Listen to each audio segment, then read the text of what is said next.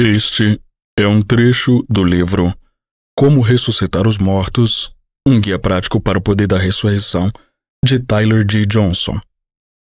O audiolivro completo está no canal Verdade da Palavra.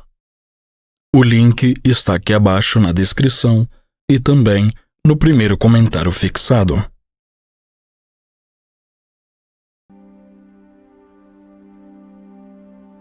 E se eles não quiserem voltar? Inúmeras vezes, as pessoas que oraram para ressuscitar os mortos me disseram que sentiam que a pessoa por quem estavam orando não queria voltar quando chegasse ao céu. O DRT, Dead Rise Team, é questionado regularmente como lidar com esse tipo de situação. Embora eu entenda o desejo das pessoas de saber por que suas orações de fé não se manifestaram e trouxeram a pessoa de volta à vida, minha resposta a elas é bem simples. Sabemos que a maioria das pessoas gostaria de ficar no céu quando chegasse lá. Isso é óbvio. Sem mais dor, contenda, oposição demoníaca, doença e morte, torna a decisão uma decisão sem cérebro. Então, se as pessoas que querem ficar no céu desempenharam um papel tão grande na determinação do resultado da ressurreição dos mortos, como tantas pessoas ressuscitaram os mortos ao longo da história e nos dias atuais? As orações dos santos do passado ou as orações do próprio Jesus, arrastando as pessoas para fora do céu, chutando e gritando, ou uma pessoa que tem a capacidade de escolher ficar no céu, não tem tanto peso no reino espiritual quanto acreditamos que tem? Além de ser um conceito antibíblico, acreditar que as pessoas podem ou não querer voltar à Terra depois de morrer não é uma maneira eficaz de ter fé para ressuscitar os mortos. Hebreus 11, versículo 6, nos diz que é impossível agradar a Deus a não ser pela fé. Isso significa que a única maneira de agradar a Deus é pela fé. Gostaria de sugerir que todo o foco de nossas vidas gira em torno de agradar a Deus. O aspecto mais básico e imperativo de seu relacionamento com Deus é prejudicado se a fé não for parte da equação. Isso significa que qualquer crença que tenhamos que não nos leva à fé é, no mínimo, contraprodutiva, mas muito provavelmente até mesmo nos afastando de nosso destino e prejudicando a capacidade dos outros de agradar a Deus, ter fé no processo. É por isso que a questão das pessoas acreditarem que os outros têm a opção de voltar é tão importante.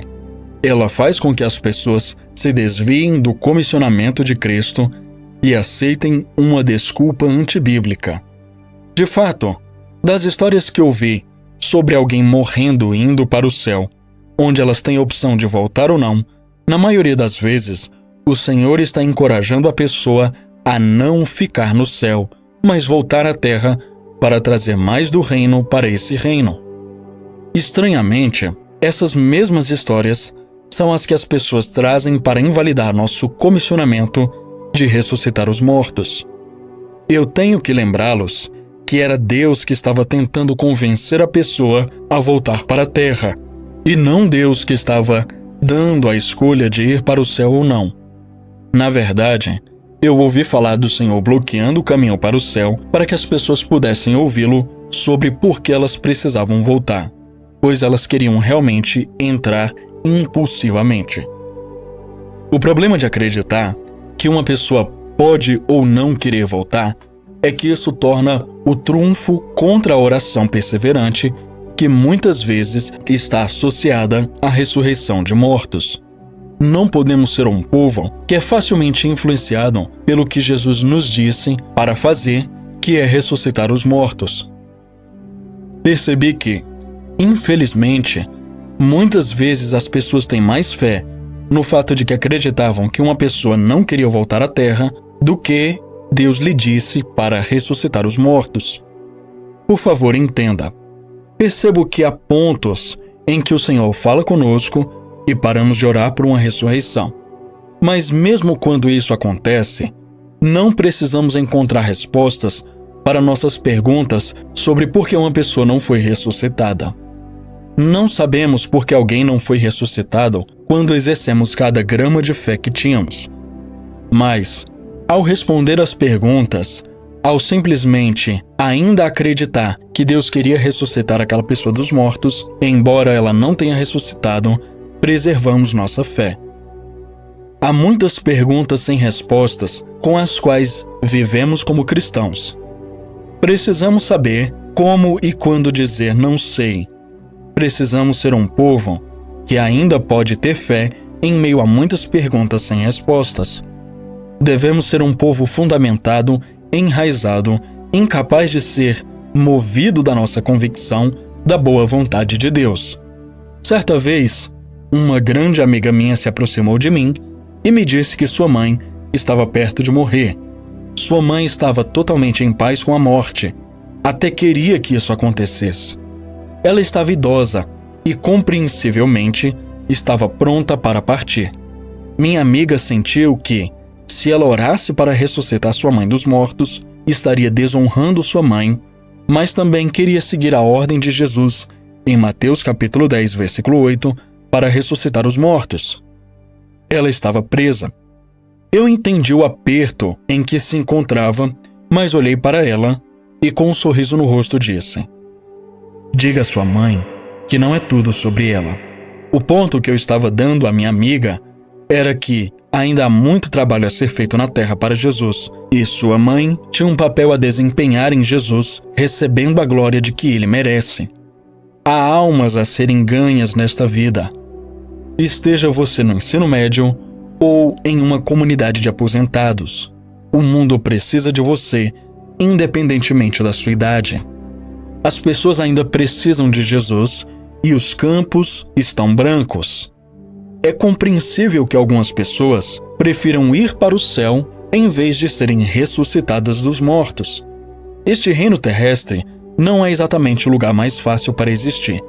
Regularmente, os doentes ou moribundos dirão à família para não ressuscitá-los ou orar na tentativa de ressuscitá-los dos mortos porque estão prontos para ir para o céu. Na maioria das vezes, quando fazem esse pedido, estão velhos, cansados, com dor ou até mesmo desistiram da esperança de que as coisas melhorem nesta vida. Como nossos entes queridos se sentem, é compreensível. Mas vou te contar um segredo. Isso não pode mudar o objetivo de nossas orações. Não deixe que o seu ente querido mude o que o seu rei te disse para fazer. Se eles morrerem, não saberão se você fez uma oração de ressurreição de qualquer maneira. Se descobrirem, será porque eles foram ressuscitados.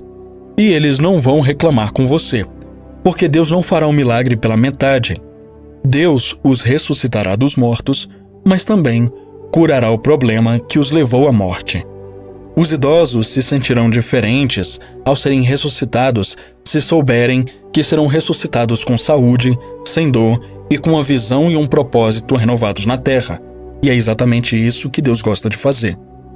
Não é nosso trabalho decidir se alguém quer voltar ou não. Nosso trabalho é ter fé e depois ressuscitar os mortos. Jesus não disse: cure os enfermos, expulse demônios, purifique os leprosos e ressuscite os mortos, mas somente quando eles não quiserem ficar no céu. Jesus não ressuscitou todas as pessoas dos mortos. E João Batista? Este é um ótimo ponto. Se Jesus encarna a vontade de Deus e ele não ressuscitou João Batista dos mortos, então podemos deduzir que nem sempre é a vontade de Deus ressuscitar os mortos. Mas esta é a imagem completa? Jesus não curou todos os que estavam doentes em sua época, mas curou todas as pessoas que vieram a ele para serem curadas. Ele até curou aqueles que não foram capazes de vir a ele quando alguém veio em seu favor. Podemos deduzir disso que Deus deseja que todos sejam curados, mas muitas vezes a cura não acontecerá até que venhamos a Jesus ou alguém o faça em nosso nome. Muitas vezes nos evangelhos, alguém exerceu alguma medida de fé e Jesus sempre os atendeu em seu pedido. Este princípio é o mesmo referente à ressurreição dos mortos. Qualquer um que veio a Jesus e queria que seus mortos fossem ressuscitados, ele os ressuscitou. Qualquer um que Jesus encontrou que havia sido afligido pela morte, Jesus os ressuscitou. Jesus demonstrou a vontade do Pai através do seu estilo de vida. Assim, ao lidar com a morte de João Batista, temos que nos perguntar: se alguém, uma pessoa, tivesse pedido a Jesus para ressuscitar João dentre os mortos, será que ele o faria?